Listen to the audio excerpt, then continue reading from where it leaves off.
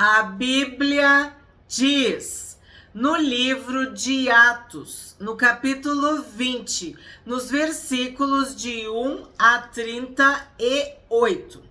Cessado o tumulto, Paulo mandou chamar os discípulos e, tendo-os encorajado, despediu-se e foi para a Macedônia.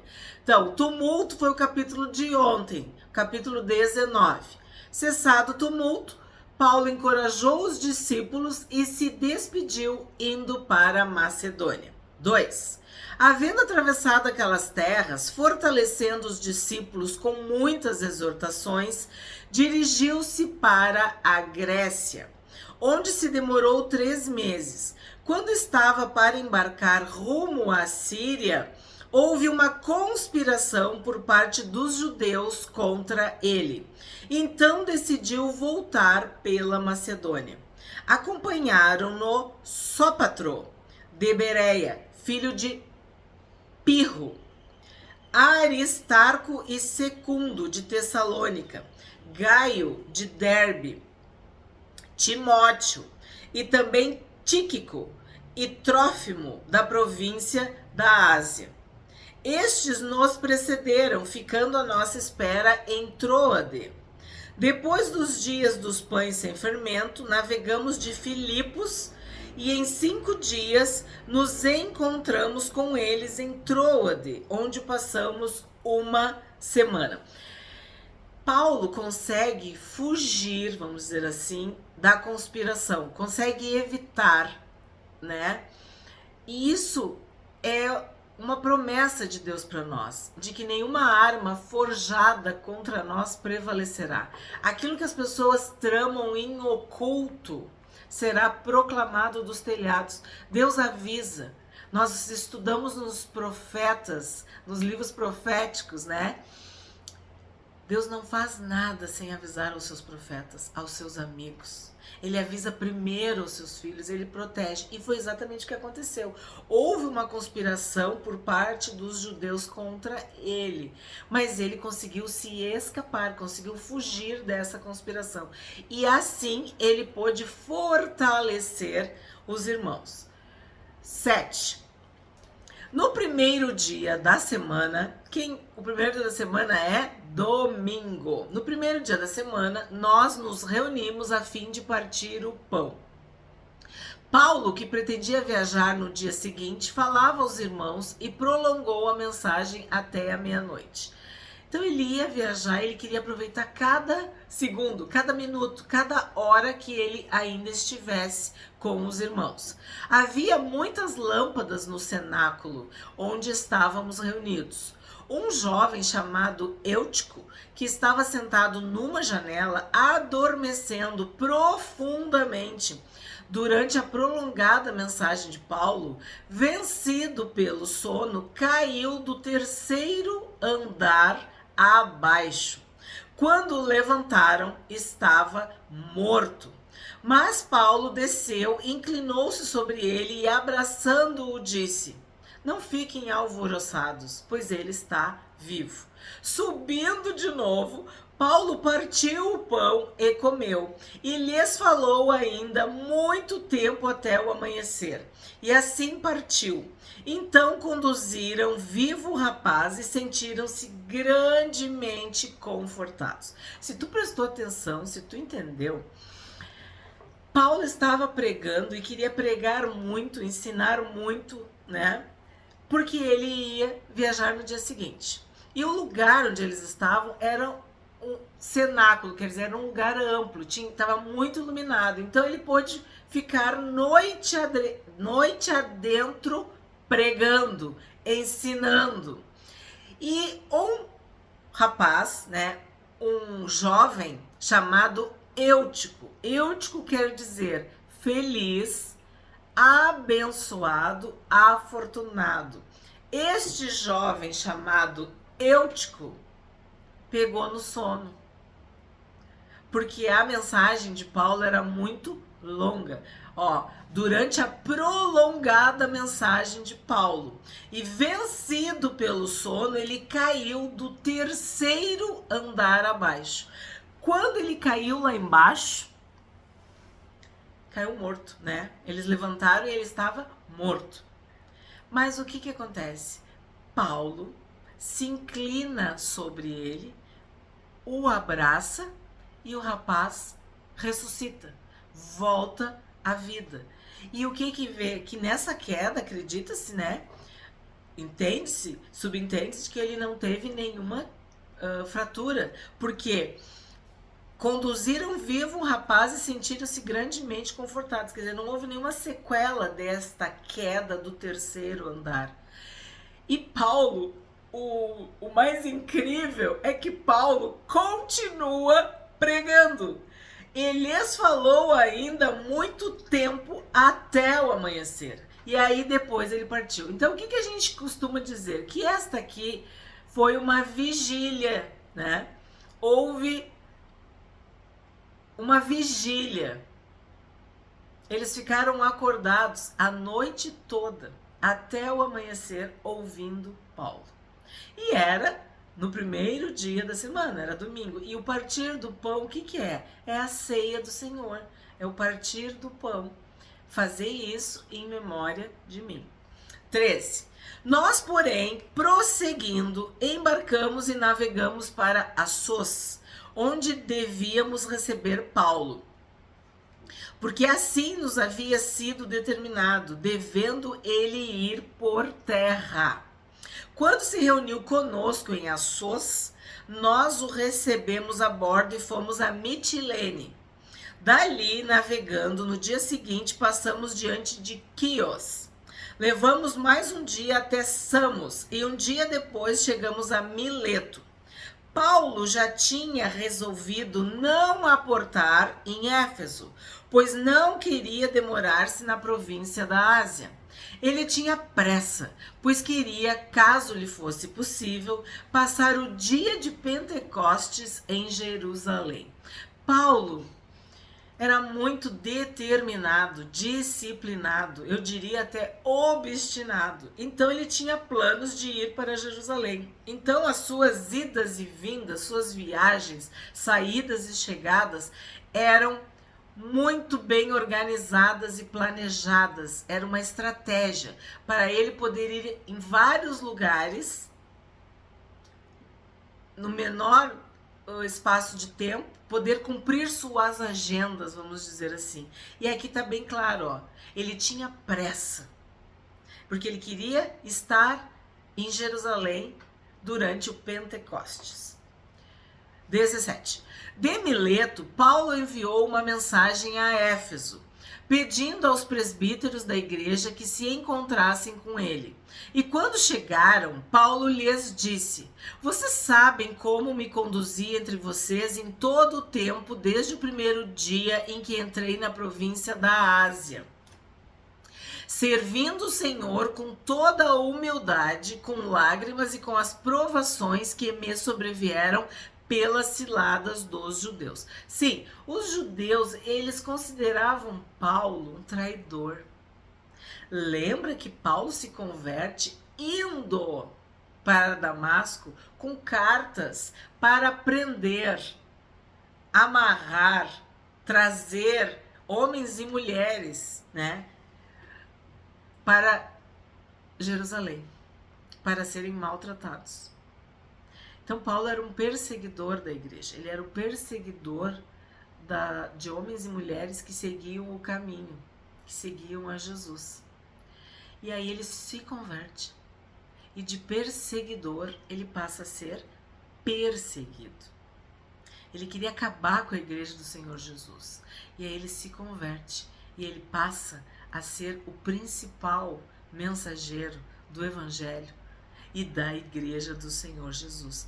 Por isso que os judeus tinham tanto ódio, tanta aversão, estavam sempre criando ciladas, emboscadas, conspiração, fazendo todo tipo de maldade, de subterfúgio, de situações adversas para prender, prejudicar, matar o apóstolo Paulo. Porque eles detestavam o trabalho que Paulo estava fazendo. Porque ele era um dos que ajudava vamos dizer assim, perseguir os cristãos, né? Exterminar. E agora é o contrário. O trabalho dele é pregar o evangelho e Deus está dando tanta graça para Paulo. Ele está tão cheio do Espírito Santo que ele, por onde ele passa, as pessoas se convertem. Ele prega e as pessoas aceitam o Senhor Jesus. Então, por isso que os judeus estavam sempre querendo fazer o mal para Paulo. E aí ele fala, que ele serviu com toda humildade, com lágrimas e com provações. O objetivo de Paulo era servir o Senhor Jesus. E foi essa palavra. Ele vai saber o que é sofrer pelo meu nome. E era o que Paulo estava experimentando. Ele estava sofrendo, ele estava vivendo com muitas provações, lágrimas, mas com toda a humildade ele seguia servindo. 20. Vocês sabem que jamais deixei de anunciar o que fosse proveitoso e de ensinar isso a vocês publicamente e também de casa em casa, testemunhando tanto a judeus como a gregos o arrependimento para com Deus e a fé em nosso Senhor Jesus Cristo. O objetivo de Paulo era anunciar, ensinar e testemunhar, de casa em casa, de cidade em cidade, onde Deus mandasse ele ia. Então, a palavra, assim, o chamamento de Paulo, a missão de Paulo era ser um nome entre os gentios, um mensageiro entre os gentios, um personagem, uma pessoa que fosse enviada aos gentios e também aos reis, às autoridades. Ele começava sempre pregando aos judeus e, como eu digo, às vezes rejeitado, ele ia para os gentios. Quando ele era bem recebido, muitos judeus se convertiam. Então Paulo cumpriu o seu ministério. Ele sabia que ele tinha sido chamado para anunciar o evangelho de casa em casa, de cidade em cidade. Onde Deus mandava, ele ia. Por isso que nós temos as viagens missionárias do apóstolo Paulo. Por isso que o livro de Atos cita tantas cidades, regiões, províncias, reis, imperadores, governadores, pessoas investidas de autoridade. Porque sim, Paulo passava por esses lugares e essas cidades eram transformadas pelo poder do evangelho. Esses que alvoroçaram o mundo, né? Esses que estão indo pelo mundo, eles pregavam a mensagem da cruz, o verdadeiro evangelho, a ressurreição do Senhor Jesus. Então ele anunciava, ensinava e testemunhava que Jesus Cristo é Deus, é o Senhor. E ele pregava o arrependimento. E eles se convertiam, se arrependiam, mudavam de vida. E isso fazia com que Paulo tivesse mais e mais força para ir para outra casa, para ir para outra cidade, para ir para outro país, para outro estado, para outra província, para outra região, cumprindo o seu chamado. 22. E agora, impelido pelo Espírito, vou para Jerusalém, não sabendo o que ali vai me acontecer, exceto que o Espírito Santo, de cidade em cidade, me assegura que prisões e sofrimentos estão à minha espera. Porque Paulo, ele não temia os homens, mas ele sabia que a vida dele era valiosa e que ele só iria morrer quando chegasse a hora. Então ele não podia se colocar em risco. Então o que ele está dizendo aqui? Ele não sabe o que vai acontecer em Jerusalém, mas ele está obedecendo o Espírito Santo. Mas ele também sabe que prisões e sofrimentos estão à espera dele. Agora, o que importava para ele? A prisão, o sofrimento? Não. A conversão das pessoas, o arrependimento das pessoas, a confissão de pecados, a mudança de vida, a transformação, a graça de Deus alcançando, saquear o inferno e povoar o céu. Era a obra de Paulo. Anunciar, ensinar, testemunhar. E era o Espírito Santo que conduzia Paulo. Era o Espírito Santo que enviava Paulo. E também era o Espírito Santo que dizia, não vai, que impedia Paulo. E neste momento o Espírito Santo estava enviando Paulo a Jerusalém. 24. Porém, em nada considero a vida preciosa para mim mesmo, desde que eu complete a minha carreira e o ministério que recebi do Senhor Jesus, para testemunhar o evangelho da graça de Deus. Então, Paulo não considerava sua vida como preciosa, mas ele entendia que ele vivo podia cumprir o chamado. Foi isso que eu tentei explicar. Não que a vida dele fosse preciosa, que ele deveria se poupar. Não, ele estava se gastando, se entregando, né? Como um sacrifício vivo, como um culto racional. Ele estava dando tudo o que ele tinha pelo evangelho. Mas ele sabia que havia circunstâncias que iriam fazer com que ele morresse, ou que ele ficasse debilitado de tal forma que não conseguisse pregar o evangelho. Então, ele obedecia o Espírito Santo. Se era para ir, ele ia. Se era para se escapar, ele se escapava. Se era para fugir, ele fugia. Se era para ficar, ele ficava.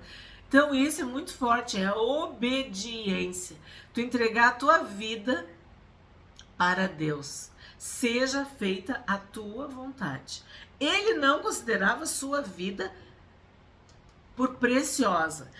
Em nada considero a vida preciosa para mim mesmo, desde que eu complete a minha carreira e o ministério que recebi do Senhor Jesus, para testemunhar o evangelho da graça de Deus. Esse versículo é lindo e perfeito. Atos 20, 24. 25. E agora eu sei que todos vocês, em cujo meio passei pregando o reino, não mais verão o meu rosto. Paulo se despede dizendo que eles não verão mais o seu rosto. E isso, só de ler, já nos aperta o coração, já abala os nossos sentimentos, os nossos afetos. Imagina ao vivo, presencial, naquela época. Vocês não mais verão o meu rosto.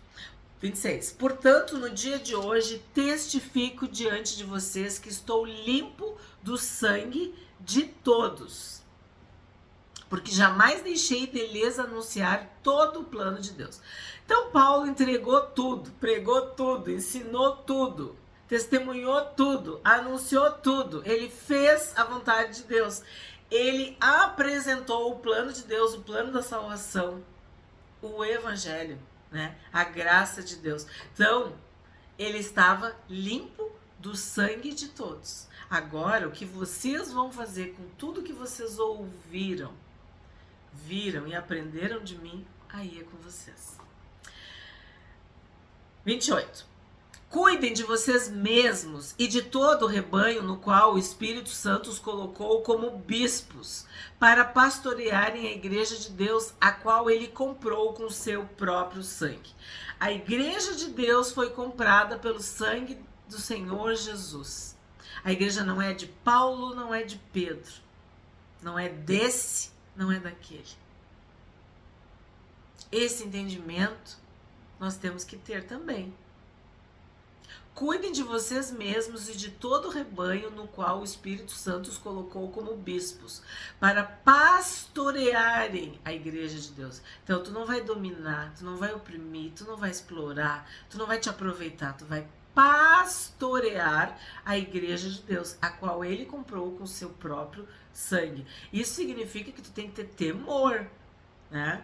Se tu é pastor, se tu é bispo, se tu é líder, se tu é autoridade, se tu é presbítero, se tu é diácono, tu tá cuidando da noiva de Cristo. 29. Eu sei que depois da minha partida aparecerão no meio de vocês lobos vorazes que não pouparão o rebanho. E que até mesmo entre vocês se levantarão homens falando coisas pervertidas para arrastar os discípulos atrás de si. Portanto, vigiem, lembrando que durante 3 anos, noite e dia, não cessei de admoestar com lágrimas cada um de vocês.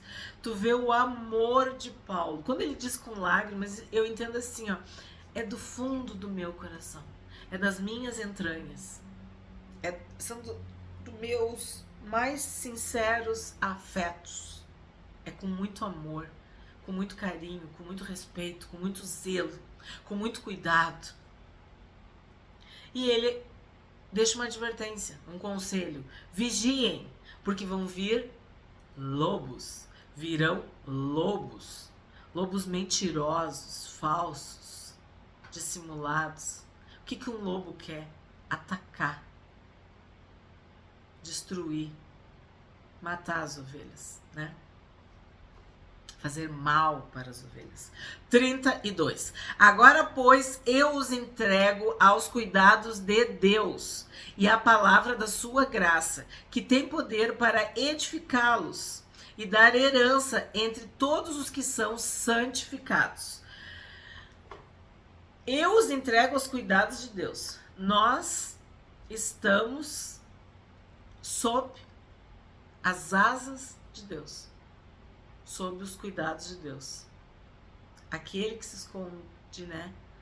Aquele que se esconde, que se abriga, que se protege, à sombra do Onipotente.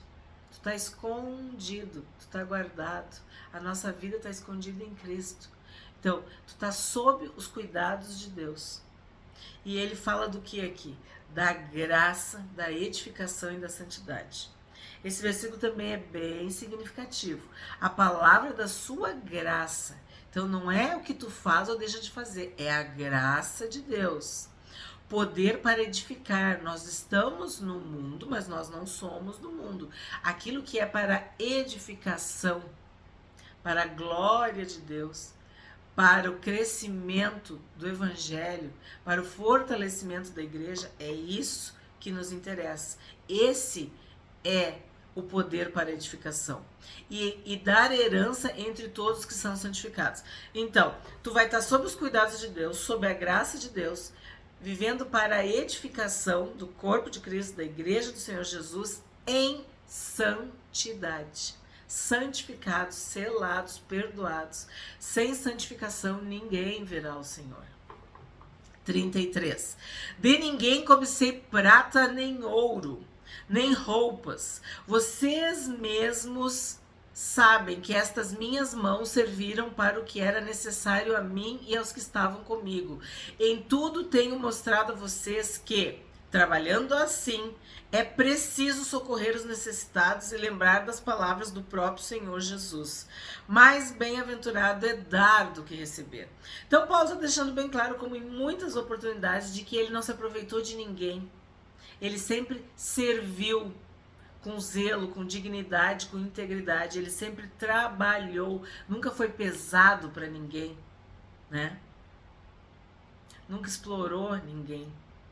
E ele deixa bem claro a importância da generosidade, da doação, da oferta, do sacrifício, de tu servir também com o que tu tem, abençoar os irmãos, os necessitados. E aí ele diz, mais bem-aventurado é dar do que receber. 36. Tendo dito isso, ajoelhando-se, Paulo orou com todos eles. Paulo orou de joelhos com todos eles. E aí eu me lembro do próprio Paulo dizendo, por esta causa me ponho de joelhos. A Bíblia tem vários exemplos de homens e mulheres de Deus que se ajoelham. Isso significa humildade, devoção, piedade. Então houve grande pranto entre todos, e abraçando Paulo, o beijavam, entristecidos, especialmente pela palavra que ele tinha dito, que não mais veriam o seu rosto, e eles o acompanharam até o navio. Então houve grande pranto entre todos. Toda despedida, ela é emocionante e dramática. Mas quando uma pessoa diz, vocês nunca mais vão ver o meu rosto, né? O coração da gente aperta, porque a gente não quer ouvir isso. Por isso que a morte é o último inimigo a ser vencido, porque é uma separação. E aqui o que acontece? Eles choram, Porque o pranto é um choro desesperado, angustiado, agoniado. Então, isso é o amor que o próprio Espírito Santo derrama nos nossos corações.